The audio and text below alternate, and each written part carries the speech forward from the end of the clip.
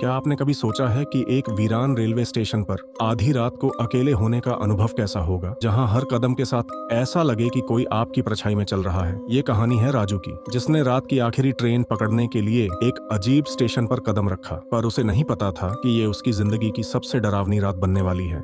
राजू एक private company में काम करता था। उस दिन काम देर तक चलने के कारण वह रात के 2 बजे घर लौटने के लिए निकल पड़ा। उसका घर शहर से बाहर एक छोटे गांव में था और वहां जाने वाली आखिरी ट्रेन उसी समय चलती थी।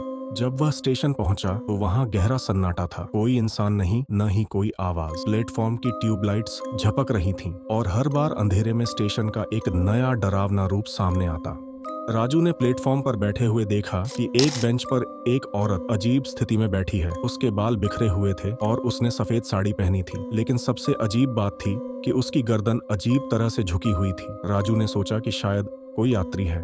उसने औरत से पूछा, माफ कीजिए, क्या आप भी इसी ट्रेन का इंतजार कर रही हैं? औरत ने कुछ नहीं कहा। राजू थोड़ा नजदीक गया और जैसे ही उसने औरत का चेहरा देखा, उसकी रूह कांप गई। उसकी आंखें खून जैसी लाल थीं और उसकी मुस्कान असामान्य रूप से चौड़ी।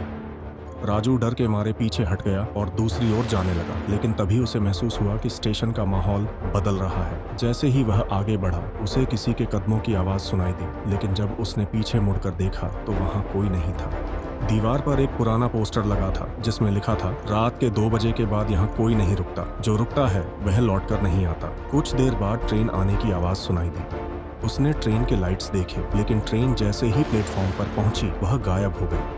राजू पूरी तरह से घबरा गया था। उसने सोचा कि स्टेशन से बाहर निकल जाना ही सही रहेगा। स्टेशन से बाहर जाने की कोशिश करते वक्त वह एक बूढ़े चौकीदार से टकराया। चौकीदार ने कहा, बेटा, यहाँ रुकोगे तो नहीं? अगर रुके हो तो मुझसे मदद मांग लो। राजू ने सब कुछ चौकीदार को बताया। चौकीदार ने कहा, मैं तुम्हें बाहर निकाल दूंगा, पर रास्ता थोड़ा कठिन है। चौकीदार ने राजू का हाथ पकड़ा और उसे प्लेटफॉर्म के दूसरी तरफ ले जाने लगा, लेकिन रास्ते में राजू को लगा कि चौकीदार के हाथ बर्फ जैसे ठंडे हैं। जैसे ही वे स्टेशन के गेट के पास पहुंचे, चौकीदार अचानक गायब हो गया। अब राजू गेट के पास खड़ा था, लेकिन गेट बंद था। तभी गेट पर वही औरत खड़ी थी जिसके बाल बिखरे हुए थे। उसने धीरे से कहा, तुम मुझसे बच नहीं सकते।